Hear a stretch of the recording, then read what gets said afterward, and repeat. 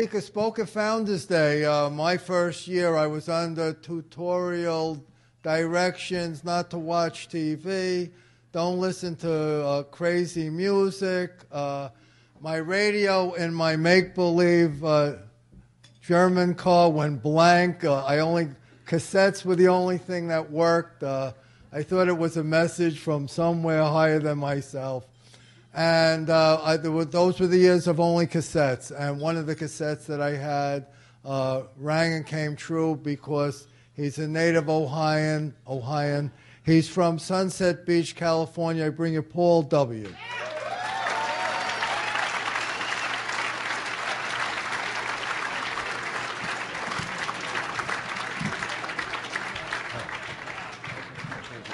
Somebody's glasses here. You want to make that thing? All righty, yeah, I will. Stand up. I am standing up, damn it. Somebody forgot your glasses up here, so that we've got a old pair of glasses. Thank you. Appreciate it. My name is Paul Williams. I'm a very grateful recovering alcoholic. And trying to decide where to put my water if it doesn't feel... Well, you know, there's a little place underneath. There's not... Oh, there we go. Where to put your water, Paulie? It's a great honor to be here. My sobriety date is March 15th, 1990. Thank you. 7,171 days of living in the sunshine of the Spirit with occasional spiritual growth and sometimes gratitude, but 11 days, congratulations. I remember when I was 11, I was doing my second inventory, and no,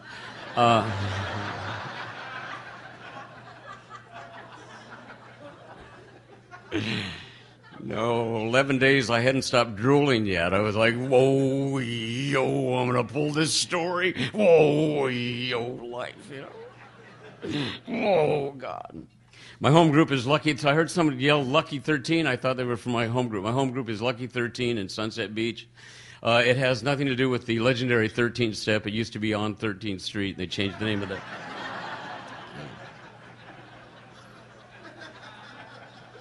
The legendary 13th step that gets us through our second and third year.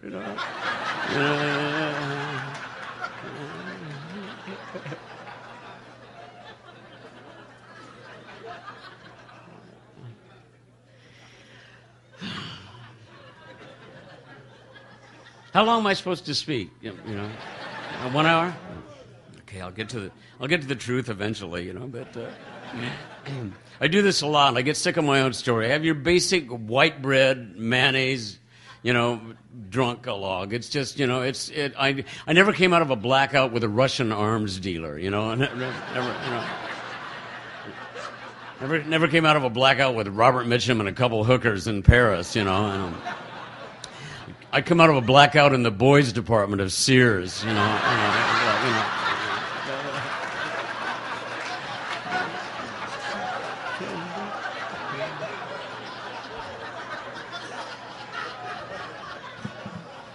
Trying on sweaters when suddenly you find your eyes are covered with this sort of cross. It looks like you're underneath a cargo ship and you're looking up and it's a sweater,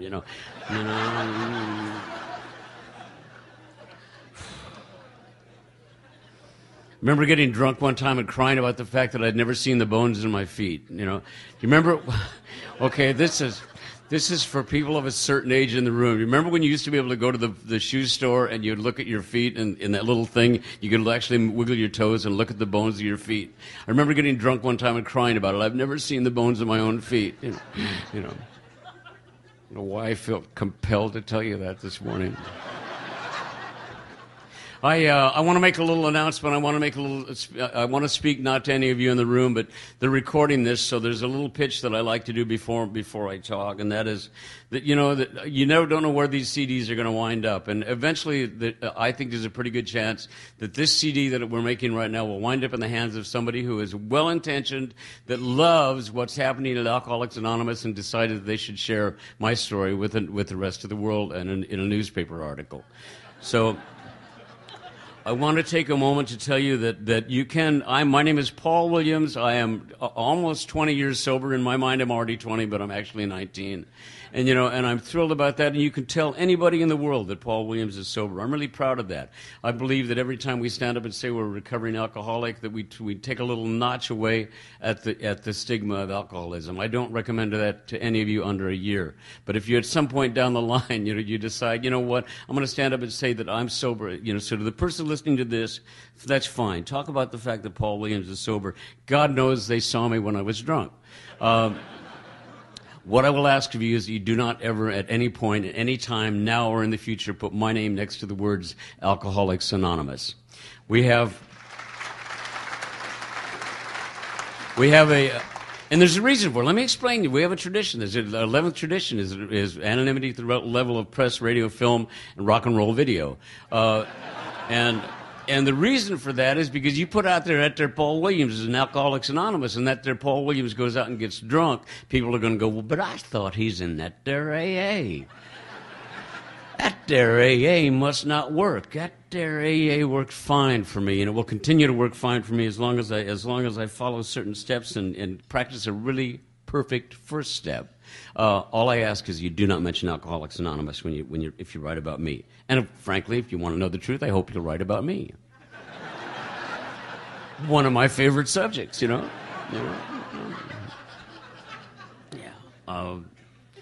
It's great to have people here from Dr. Bob's house. There was a guy named Paul Gutman who passed away a couple of years ago. A terrific man who lived up to his name. He was a great big round guy, and his wife Sue, who took me all over Akron and had just an amazing time there. I went to Dr. Bob's grave, called my sponsor, got his machine, but left a message.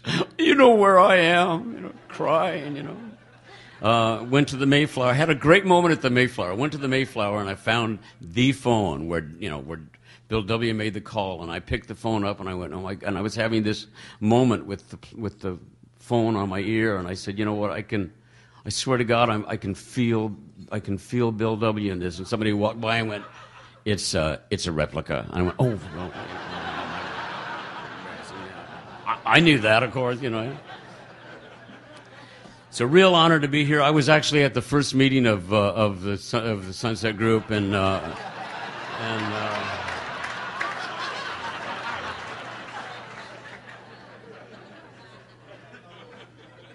how did I wind up here? Well, it's funny because I walked into the room today and somebody said, God, I haven't seen you in like 20 years. You used to be on TV all the time. Whatever happened to you? And it was like, what are you doing here? Well, do you think maybe there's a slight connection that I disappeared and I'm here? I wonder what what? I'm wondering. Maybe the word we're looking for is drunk, I did not set out to become an alcoholic. I come from a family where alcohol was used as a reward for a hard day's work. My dad was in construction. My dad was 6'2". I had two brothers, both 6'2". A mild resentment we're still working on, but I'll get through it eventually. But I don't know. I don't know why it happened, but I was this little guy, and my dad we moved all the time. By the time I was in the 9th grade, I'd gone to 9 schools. I was always the new kid in school. I was always the littlest kid in school, And so we were kind of, the construction gang kind of stayed to themselves, especially the kids did less than the adults. The adults went to work, came home to my house and drank. And my dad would sit there and he'd drink with his buddies, and he would drink every night, and he would make a little announcement about, there's 3 things we're not going to talk about, because when we talk about them, we argue. We're not going to talk about politics, religion, or the goddamn job.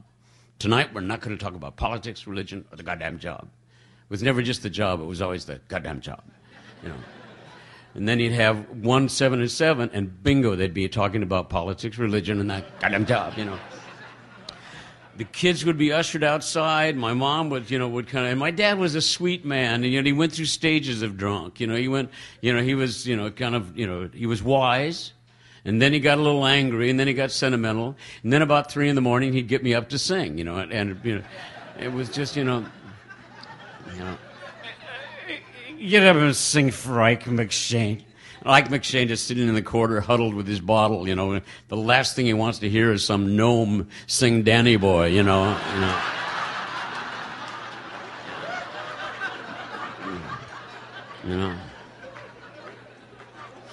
I tell the story of my dad because of one very specific incident, and it was an incident that was key to the way that I lived my life. I was probably 11 years old, maybe a little older, I don't know, and we were living in Lucasville, Ohio, which is right where Ohio and Kentucky and West Virginia come together. It's a real garden spot, I'm telling you. I mean, with all due respect, Lucasville, Ohio, there's a prison there now, and it's better than when I lived there. But my dad got me up one morning. It was like still dark outside. It was raining horizontally. My dad got me up and he said, "I'm going to take you to see a professional baseball game, my boy. We're going to go see the Cleveland Indians play baseball." And I said, okay. I got in the back of the car, and a salute to all of you Al-Anons here, because this is a moment of my life when I realized what we put you through. Because I'm 69 years old. I'll be 70 next September. I'm 69 years old. I can close my eyes and I can see that car all over the road. I can see the windshield wipers. It was raining horizontally. I remember thinking that it was my concentration that kept that car on the road, Now, the therapists in the room, and I'm sure there are a few, are going to say, the birth of grandiosity. Hello, there's a little piece of my alcoholism that was born at that moment. When we are so frightened, when we are so terrified that there's nothing else to do, we give ourselves a little bit of power, perhaps beyond what actually exists there. And I think it's a part of my alcoholism. I think I was born an alcoholic. I think it began to sprout at that moment when I'm riding in that car in the back seat and my dad's drunk and it's going all over the place. And I'm thinking I can keep the car on the road. We drove to, we're going to go see the Cleveland Indians play baseball. My dad's like, I'll see the Cleveland. I went, don't watch me, watch the road, Dad. Jesus. The Cleveland Indians play baseball. Dad drove to Cincinnati.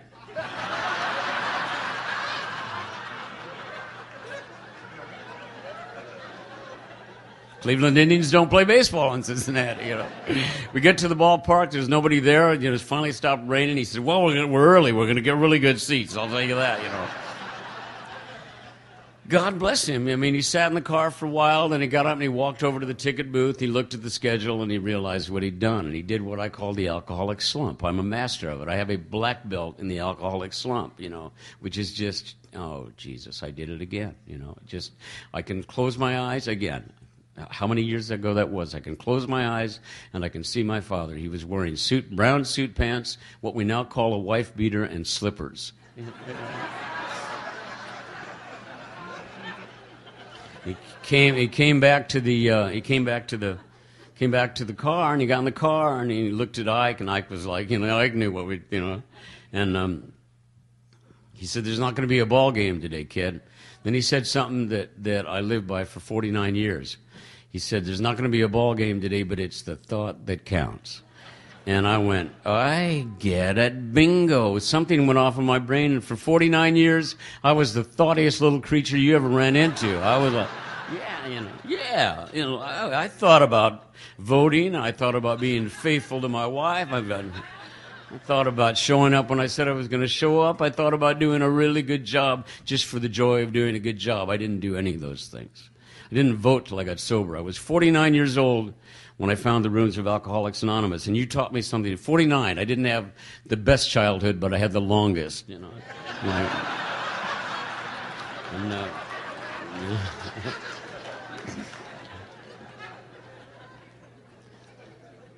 got to the rooms of Alcoholics Anonymous, and you taught me something different. You said, it's not the thought that counts. My sponsor used to say to me, it's not your feelings. I'd say to my sponsor, Jerry, I'm afraid I'm never going to get in touch with my feelings. He'd say, you stay sober long enough, your feelings will get in touch with you, And they did eventually, But what it was about in the rooms of Alcoholics Anonymous was basically it's about my actions. And my actions, one of my early prayers was, God, make me a better man today than I was yesterday. And it just seems like that's the process that we find in here. That's the amazing gift of this program. Is for the first time, first of all, you are my living. And if you're under 30 days, take a moment with this. This could be really helpful. This is fantastic. Imagine all of us the night before we got sober. God, you don't need all of us. You need 5 of us. The cops would come. Nobody'd be able to finish a story because somebody else would be interrupting them. I'd be hitting on your wife. It would be, none of us would really get along. I could pick out 3 that didn't like me right away just by the way you looked at me. Now, the other side of that is you can take 5 of us and stuff us into a car that is barely comfortable for 4, and we can drive to L.A., and by the time we make it out of New York State, we'll be family. As a matter of fact, it happens, yeah.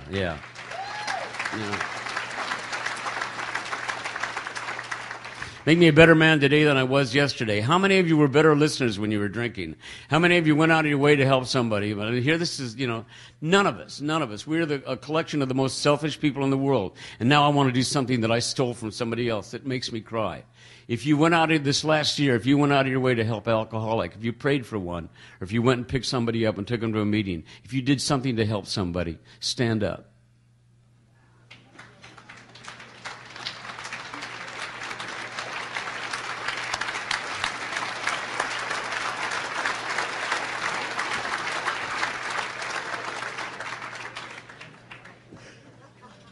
Why would you not want to be a part of that group? Probably maybe 10% of them are lying, but 90% of them,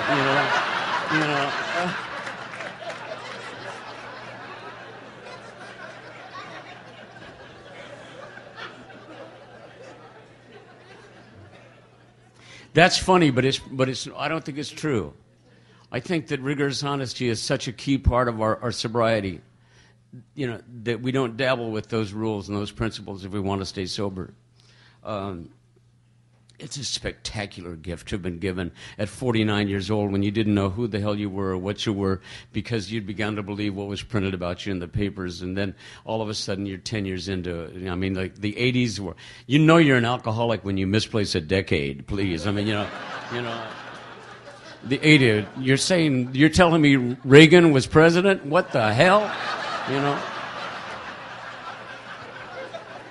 Who was minding the store, for God's sakes,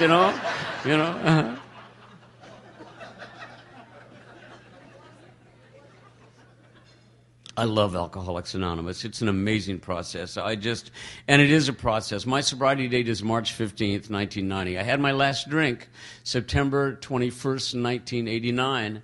And I changed my date actually about 3 years after the event, somewhere along in there, close to 5 years sober. I changed my date because on March 14th, 1990, I took a Valium. It was a tiny little Valium. It was almost prescribed for me because it was my girlfriend's. So it was,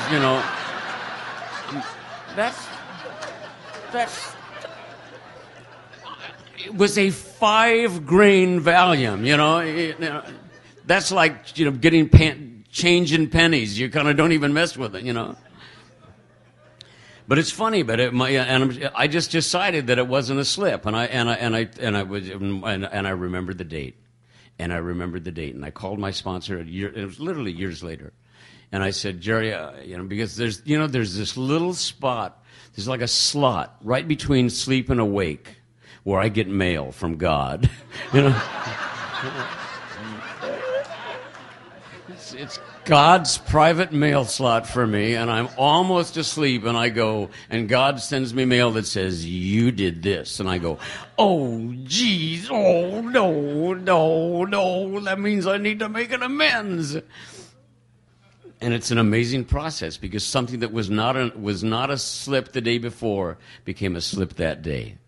And the night that happened, I got up the next morning, and I called Jerry, my sponsor, and I said, Jerry, I'm changing my date. And he went, oh, really? Oh, my God. Oh, okay. Okay, all right, dear, all right, bless you. What happened? I said, I took a Valium. He went, oh, all right, Paulie, all right. He said, when? I said, March 14th, 1990. And he said, you have grasped a 10th step in a way that, promptly admitted they were wrong. I mean, my God, that's delivering. That's living up to the... And the fact is that it wasn't a slip to me until that moment. Because what happened when that moment between sleep and awake is I realized I'd never talked to Jerry about it, and that meant I was keeping a secret. And I talked to him about what brand of toilet paper to buy. I mean, this poor man put up with my phone calls in the middle of the night about everything. Usually, and the conversations usually involved somebody with breasts. It was like, I want you to know. I really love her, and if she doesn't come back,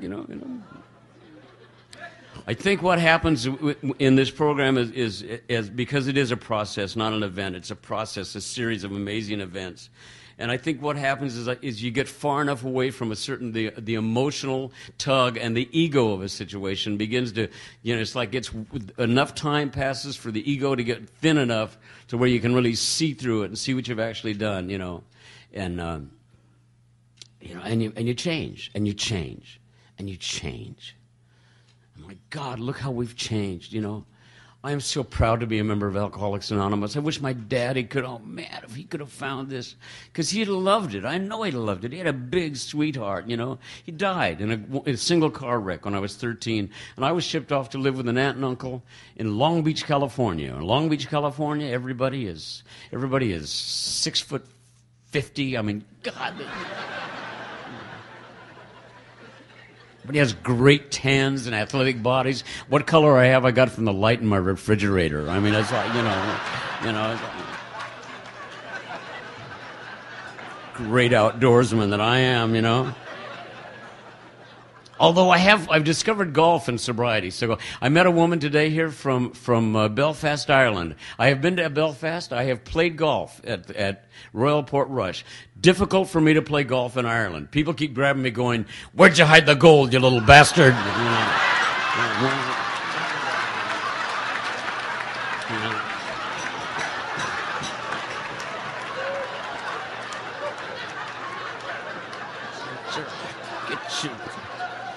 Get your hands off me. Don't you grab me. Don't touch me there. Don't you touch me there,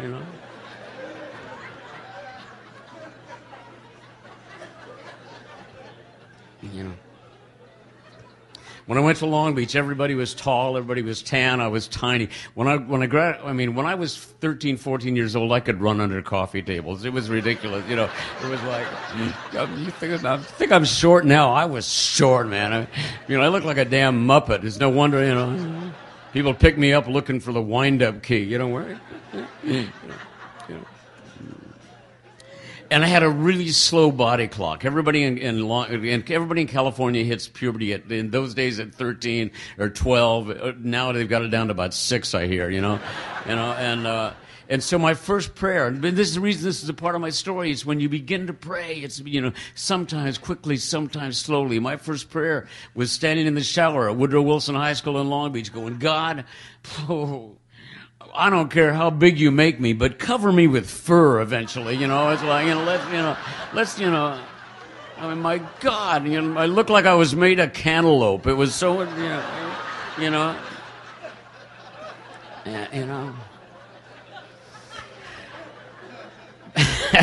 Be careful what you pray for, incidentally.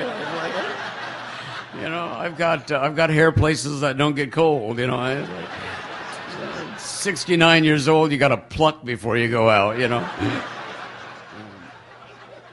But when I found, there was this, I didn't know how to talk to people. I was uncomfortable. I was probably scared to death, and I was not conscious of any of it, nor did it show, because if you said, hey, Paul, come and talk to me, I'd tap my watch and I'd run like hell, because that's how I dealt with life. I avoided and I lived in fantasy.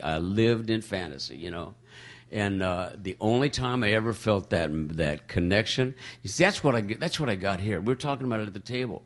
What I've got here is a connection, a sense of belonging that I have never had in my life. 49 years old, and I had an amazing career and an amazing life. I never felt this connection ever in my life. I never felt this safety. I'm around the kids in high school, and I'm just like scared to death and all, you know.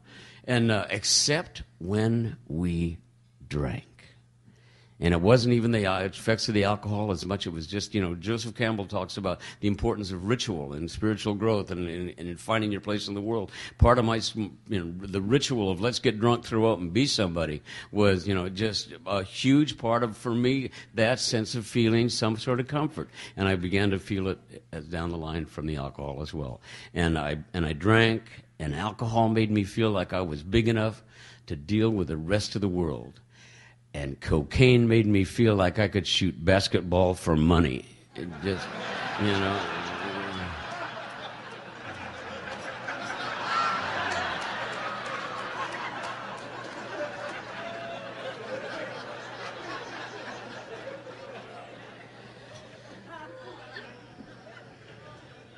And I loved doing chemical things to my body. I loved changing, you know, I just absolutely loved it.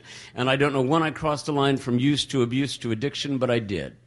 And I became an alcoholic, and there was like several things. And I didn't know how to have a relationship with anybody. I was scared to death of ladies. I loved them, you know. I liked ladies better than guys as soon as I found out there was a difference. And I was at the height. I discovered the difference right away. I was, you know, like, wow, these are breasts, you know, this is fabulous, you know. And, you know, so what do you do with that? What do you do with that longing, with that fantasy? I became a songwriter, and in the 70s, I wrote some codependent anthems that just, you know, I wrote a lot of ouch mommy songs, you know, well, pick me up and love me. I'm nothing without you, you know. And that's kind of that's basically my relationship with alcohol. Is that I drank. There were like 3 stages of my drinking. The first stage was just when I drank and didn't think about it. I drank. I just drank, you know. And then I got into that second stage was I drink, but I'm a writer, you know. Me and Hemingway, we drink, you know. It's what we do, you know. And then I hit that third section, which is the third stage of my drinking, which was when I was drinking and I was lying about it. And to hide my drinking and my drug use, I became a chronic and habitual liar. A chronic and habitual liar. I would never have stopped drinking if it hadn't been for, I left my wife, I had a beautiful woman, a beautiful wife, bright, funny, gave me 2 gorgeous children, and I ran off with a 22-year-old psych major who was the first person who was courageous enough to look at me and say, you know what, you're an alcoholic and I love you too much to watch you die. So to keep her from leaving, because the 2 of us made one healthy person, her, you know. To keep her from leaving, I decided I was going to quit drinking. And I went to a place called Schick Shadle in Santa Barbara. Schick Shadle is aversion therapy. Anybody here know about aversion therapy? Hands up. Have you ever done it? Anybody done it? Ooh, it's grim, isn't it? What they do is in aversion therapies, they give you an injection to make you sick. Then you go in a room sit in a chair with a bowl on the front of it. And I go, what's the bowl for? They said, you'll find out. And you get so violently ill, and they keep feeding you alcohol. Anything you drink at all, everything, vodka, scotch, beer, whatever, and you're just vomiting. It's just nasty. Then you go and lay in a room for 3 hours with a towel of that around your neck, thinking about it. And then the next day, you go it's charming, isn't it? Anybody, don't be sick. I don't want to make anybody sick with my pitch. I've done that. But it's pretty awful. And then the next day they give you a shot of sodium pentothal and ask you if you want to drink. Sodium pentothal is the truth serum. That's right. They said, you know what, we're really worried about you, Mr. Williams. I said, why is that? They said, well, you're always early for the sodium pentothal, you know. Yeah.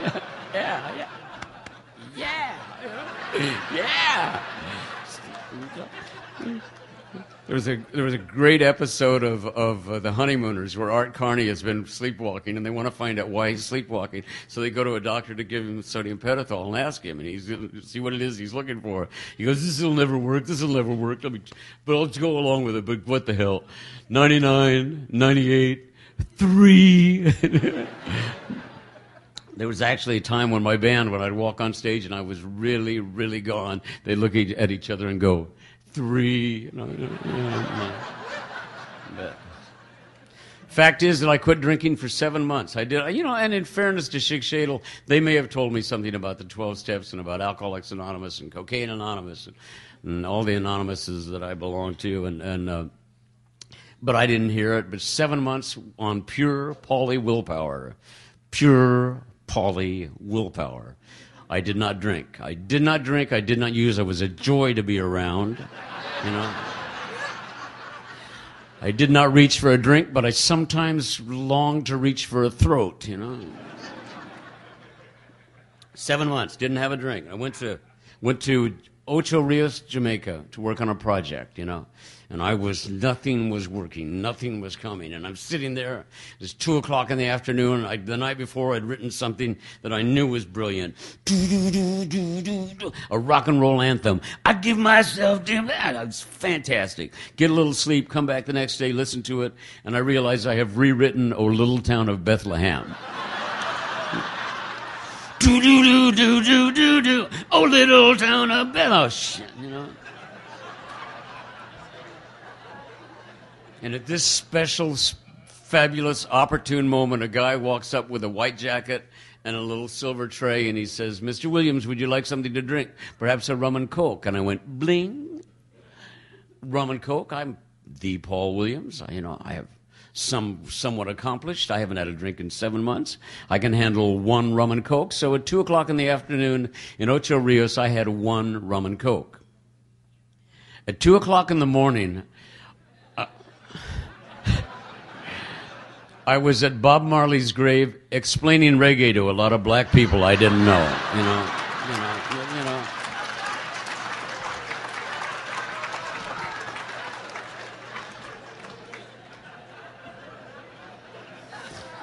And I was off and running. I was off and running. And when you put alcohol in me, for some reason, I become a pilot. I became, God, why do we lie? Why do we lie? I've tried to explain it to people that are not alcoholics. I go, there's something in us. You have a tiny little bit of it in you. And they say, what is that? Well, if somebody calls you in the middle of the night and you're sound asleep and they ask you if you're sleeping and you say, what? No, That's sort of alcoholism. That's that little thing in there. That's sort of you don't know why you lie, but you did, Rarely have we seen a person fail, But you put alcohol in me and I start lying. And I was off and running again, and I went back, and this little girl, and now I enter into that part of my drinking where I'm lying about it. And the little girl is saying to me, "I know you're drinking. I know I'm not going to leave you. Let's get you some help." And I'd go, "You have a lot of issues with men, don't you? What did your father do to you? Why can't you trust me? And you know what? It was a big amends I had to make when I got sober, because we rise up in our addiction. We rise up in our addiction, and to protect our medicine, we will make people believe things they know are not. You catch the right combination of personalities, Al-Anon's in the room. You catch the right combination of personalities, and I could make that little girl go to bed doubting herself. What? Maybe there is something wrong with me. Maybe he's not using. Of course I was using. Of course I was using. Of course I was drinking. As soon as she went to bed, I'd crawl out the puppy door and score more booze. This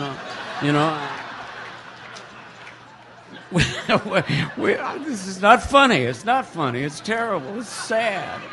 I want some tears out there. See, we had a really squeaky front door, and if you've been up 2 days and nights, you've been up so long that doorknobs scare you, It's like, well. Somebody used to describe it as the whips and jangles, whatever. You just are a mess and everything. So that the sound of that door would be like, turning the TV off would be like, watching your hands make move, So So eventually she was gone. I mean, it was there, and I was left to my own devices. I will tell you, I'll jump to the place where I hit my final bottom. Is I went to Oklahoma City to do a concert, and at the middle of the afternoon, I walked out of my hotel room dressed in a tuxedo. I didn't know it was 2:00. An outdoor concert in the middle of the afternoon. I've got a tuxedo on. Back to my dad with the wife beater and the slippers. Turning into your father. Anyway, I walked out of the hotel room. I'm walking down the hall with the promoter who's just introduced himself to me, and I had a full-blown psychotic episode. I was thrown. He said the way he describes it, he says it's as if somebody grabbed you and threw you higher than your own head against the wall of the hallway. For 40 minutes, I was tortured by a monster that he couldn't see. I could sometimes see, but could always feel. I was thrown down escalator stairs. Although he tells me now later on that there were no escalator stairs there, but to me I was thrown down escalator. I could see the handles. I was tortured for 40 minutes, and they canceled the show, and I did it the next day, and I told the audience that I'd had a mild reaction to some meds. And I went back to L.A. after that, and I continued to drink because I'm an alcoholic. This is, an incomprehensible demoralization of this amazing, horrific disease. We have a disease. The Jelinek study in the 60s proved it. The AMA embraced that. We have the disease of alcoholism. And I drank. I continued to drink. And then in a blackout, I called a doctor, and I said I wanted to get sober. And he called me the next day. He said, I found a place for you. And I said, what are you talking about, I don't need to go to. What are you talking about? Somebody's been using my body again. What the hell is this? I'm not drinking. And then something happened, and you have that moment of clarity, and you realize you're being given an opportunity. And I don't know how this happened or why I made the call. What the hell would ever compel me to do that? But I went to a place called New Beginnings, and I've been sober since. And it's just, I haven't edited. I changed that date. And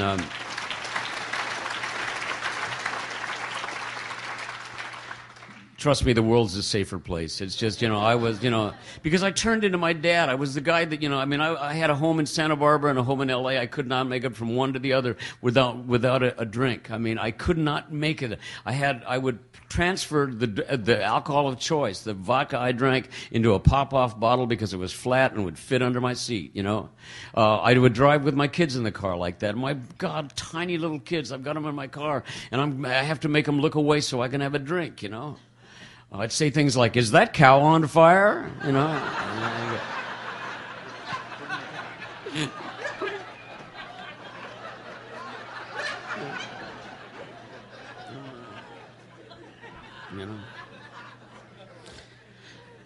I did. How many of you are there? Any other? I had levels of drunkenness. Anybody that ever hit right turn only drunk?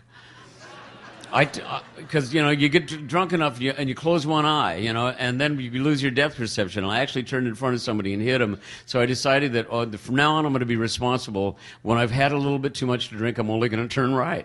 If you've done this, you're nodding. You know what I mean? Responsible, Yeah, you go to your place, instead of turning left, you go by it, you turn right, you turn right, you turn right. It was like maybe 9 blocks between my house and a liquor store. I could turn that into a 4 or 5 mile run. It was like, to get there, So I'm in treatment, and it says in the big book of Alcoholics Anonymous, the spiritual life is not a theory. We have to live it. And I'm sitting down to write my first step, and I go, how the hell do I do that? How the hell do I do that? And I grabbed what I thought was a blank piece of paper to write my first step. First step is interesting. You do it a couple times. In treatment, they'd have us write down sort of a drug history. You do it a couple times, and then you get to the point where you actually say, okay, now I am admitting this. I am an alcoholic. And you grab a piece of paper. I grabbed a piece of paper to write my first step. And I noticed something printed on the other side. And right before I did that, I prayed about my alcoholism for the first time, because I don't think I ever prayed to get me sober. What I prayed about was the fact that, I didn't know the expression, I want what you've got. But there was that sense of everybody else got the book of instructions, and I didn't. You know, that thing where you walk in a room, a classroom, or wherever you are, and you look around and you go, they know what's going on and I don't, and that's the way I felt. And I'm in treatment, and I'm not supposed to be feeling this kind of crap. And they're, you know, get rid of this. I don't want to do this anymore. I don't want to drive with my kids in the car drunk. I don't want to crawl out the puppy door. There's something I haven't seen, God, and you have to let me know what the hell it is. And I grabbed this piece of paper and saw something printed on the other side. And I turned it over, and for the first time in my life, I read the blessed words, God, I offer myself to thee, to build with me and to do with me as thou wilt. Relieve me of the bondage of self, that I may better do thy will. Take away my difficulties, that victory over them may bear witness to those I would help of thy power, thy love, and thy way of life. May I do thy will always. And that's...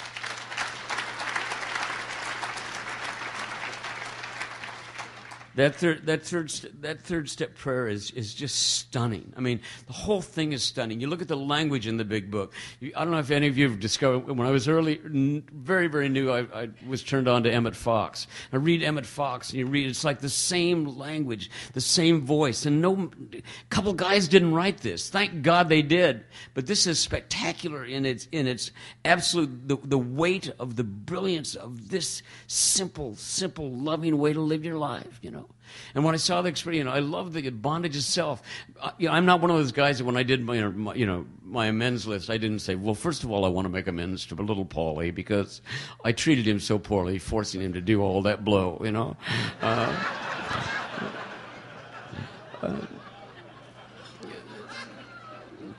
That's not what I'm talking about. What I'm talking about is when I saw bondage itself, I realized that as long as I was medicating, I was denying myself the chance to learn and grow. You know, the great thing about the rooms of Alcoholics Anonymous, the great thing about this gathering is I can walk around and go, I don't feel good. I'm not. There's something about rigorous honesty that is amazing. You know, early sobriety, I would turn to people at parties and say, I have no social skills. You know.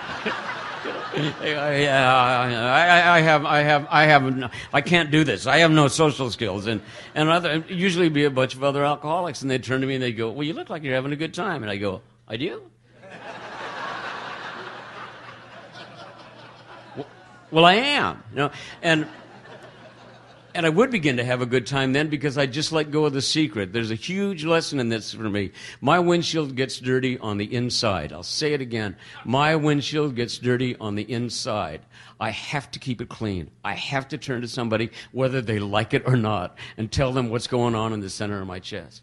You know, because left to my own devices, I begin to steer. And when I begin to steer, you know, I have a slow trust leak.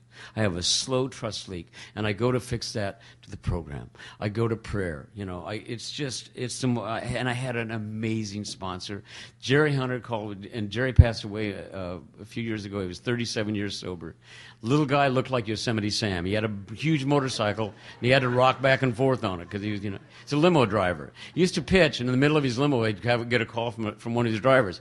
It's not the damned address. Hold on a second. Anyway, so I found God. Hang a minute.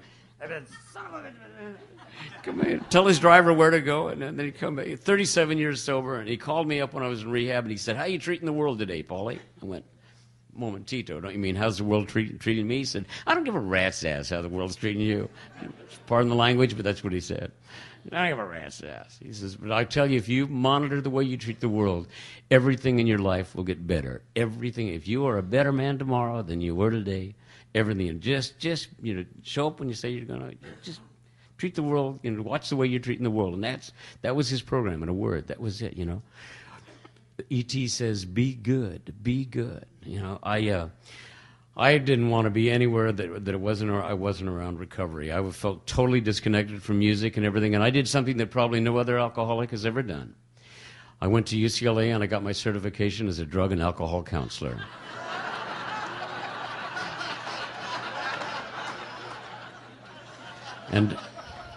And I entered into what I refer to as the Paulie Lama period of my life, you know.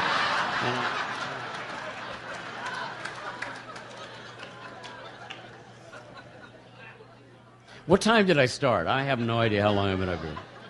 Am I okay? What have I got left? 15 hours left, okay. Well, the numbers are kind of weird here. I don't know if the group's been together 17 years, 21 years, you know. The Polly Lama period of my life, you know, and it was, you know, I mean, I know one life I saved, and you know, but I retreated to the hospitals. I worked, you know, I'd walk into a hospital room and I'd say hi, kind of glowing, you know, hi, come touch the hem, you know, Hi, my name is Paul. I'm an alcoholic, and I'm your counselor. And they'd go, no, you're not. You're little Enos from Smokey and the Bandit, and it's happening again. No, you're not.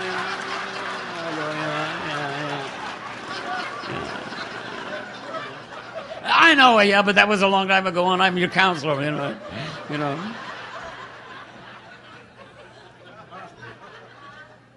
But you know what? It's what I needed to do, and it was an amazing way for me to, you know, just stay focused on this deal. If you're new, stay focused on this deal. Get passionate. Stay in the rooms. People say just, you know, take the plug out of the jug and put it in your mouth and your ears and all that stuff. Nah. My opinion is share everything you think, you know. Just you give the old timers lots to talk about. Just, you know. Fact is, they're here. They're going to be here. They're here for you and everything. The most important people in the room is you guys that are new. This is an amazing gift. I try to pass this thing away, you know, or give this thing away, pass it on at every opportunity and all. And I just love it. I love the sense of trust. I never could get high enough to see into the future. But you know, in Alcoholics Anonymous, I know I don't have to. I know that I have a loving higher power. I have a God in my life that has just given me a life I could not imagine. You know, I could not imagine the life I have today. I'm married to a beautiful little lady. She's Swedish and Mexican. She's a Swedican. You never, you know, and you're never sure which one's going to show up. But you catch the wrong one and the right, you know, say the wrong thing to the wrong one, and boy, you're in trouble. She loves Alcoholics Anonymous too. We actually met. She came to hear me speak. She wanted to bring a handyman to hear me speak, and he ran like a rabbit. You know, he just didn't want to hear it. But she showed up just to be nice, and an amazing lady. We both have 2 grown kids that are just fabulous, and there's something that happened in my story. You know, I looked again last night at you know that great amazing moment when with Bill W. when all the lights go on in that one, you know, that great spiritual awakening moment. It didn't happen like that for me. I had something happen at 10 years that was probably one of the most important things that's happened to me since I got sober. What happened is, you know, eventually you can't hide out forever. I started writing, you know, more codependent anthems and trying to rebuild a life and everything, and undo the damage that I had done, make the amends where they needed to be made. It's interesting that amends change through the years too. The one that I'll never make amends to her. Make amends to her? She should be sending me money every day. Why? And then at a certain point you go, wait a minute. I owe that lady an amends, and you make the amends. It's the process. Staying in the process has been so freeing for me. I went to Nashville when I was 10 years sober. I was down there writing, you know, more Ouch Mommy songs, and while I was there, they asked me to speak at the prison. And if you haven't done H&I, you got to do H&I. It's an amazing thing. There's some great recovery in prisons. I walk out with a level of gratitude as I hear that, you know, because I figured lock me up for about 6 months and I'd come out in high heels. I mean, I'm just so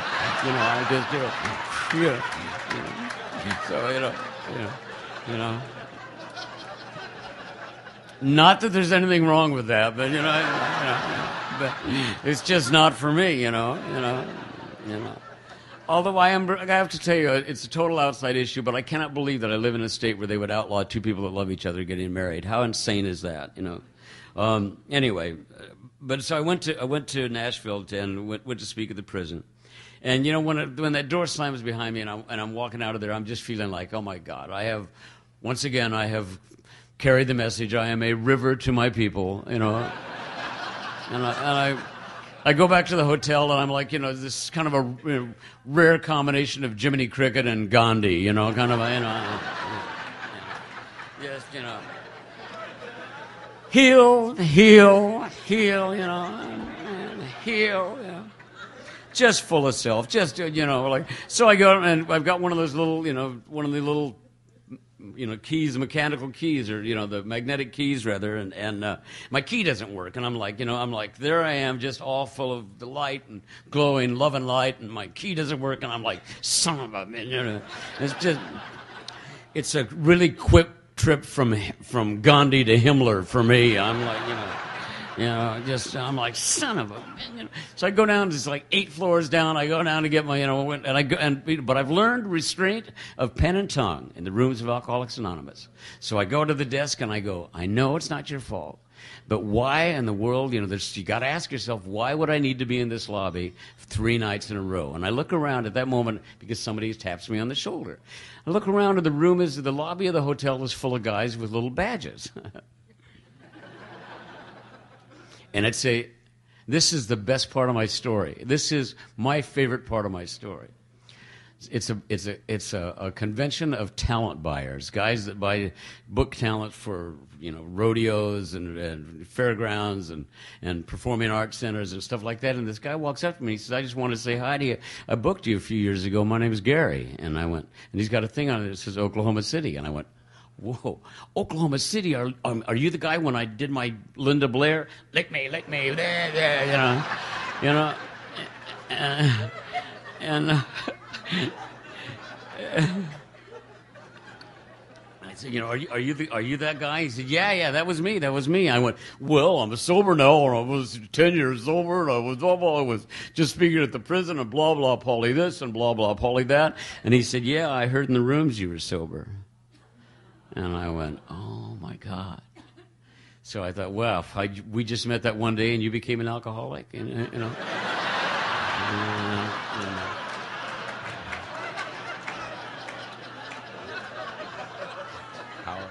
Powerful karma, powerful, Big mojo, huh, And he reached in his pocket and he pulled out a chip for 17 years.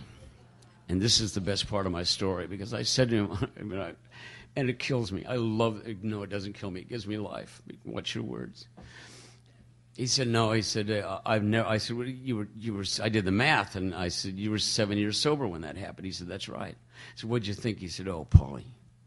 He said, I was so scared for you. I've never seen anybody so frightened and so sick, so lost. I said, what'd you do? He said, I called my sponsor. Yeah. Of course he called his sponsor. And I said, well, what did your sponsor tell you to do? He said, well, he did it right away. I said, I'll tell you exactly what we did. We got together a prayer circle of alcoholics, members of Alcoholics Anonymous in Oklahoma City, and we prayed for you. And I went, oh, my God. And then it clicked that just shortly after that, in a blackout, I called a doctor. And and what happened to me, it's just, I hear people say that Alcoholics Anonymous is a lot of work and a little magic. I think it's just the opposite. I think it's a lot of magic and a little bit of work and all. And at that moment, I just, there's part of me that felt like I had worked for this deal. I mean, I was one of those guys and I said it this morning. People say, how you doing? I say, it's all a gift. But when I say it now, I mean it. Because for those first 10 years, I think there was part of me that was going, you know what, I earned this deal. I mean, I show up when I'm asked to speak. I've sponsored guys. I did the steps. I worked the steps. But there was some piece of me that felt like I'd earned it. And what happened to me that moment is all of a sudden I saw this is all a gift. This is the most spectacular thing I ever stumbled into in my life. I have been led to something that is just absolutely brilliant. If I could bottle this and give it, members of Alcoholics Anonymous don't fly planes into buildings. Members of Alcoholics Anonymous go out of their way to help other people. It's a spectacular stroke of great fortune for me. So I live my life in a different way today. I've stayed friends with Gary. We play golf.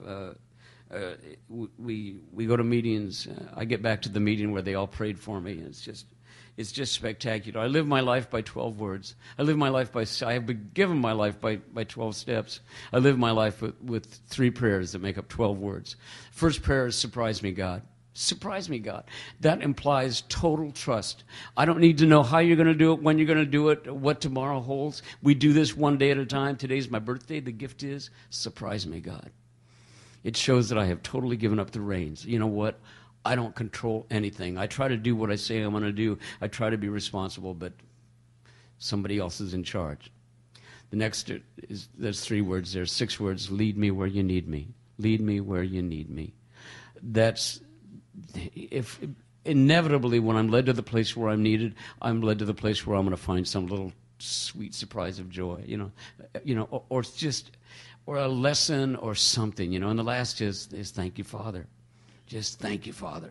I cannot imagine the life that I had. I could not have imagined the life that I had today. Could not have imagined. I owe everything I have, not only for myself, but for my family and for all my friends. God bless my friends, for Alcoholics Anonymous, Thank you for giving me my life back. Thank you for teaching me. I'll keep coming back. That's a promise. God bless.